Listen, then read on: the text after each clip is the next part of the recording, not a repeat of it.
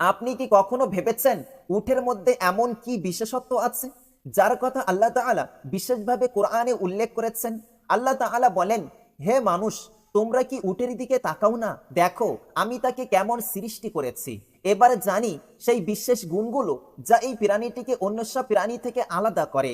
প্রথমত, উট পানি না খেয়েও টানা 40 দিন পর্যন্ত বেঁচে থাকতে পারে, আর একবারে 100 লিটার পর্যন্ত পানি পান করতে পারে।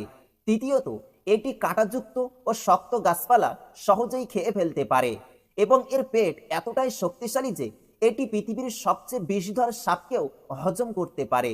তৃতীয়ত, উট 50 ডিগ্রি সেলসিয়াস তাপমাত্রার ভয়ঙ্কর গরমেও চুপচাপ স্থির হয়ে থাকতে পারে, কোনো অস্বস্তি ছাড়াই।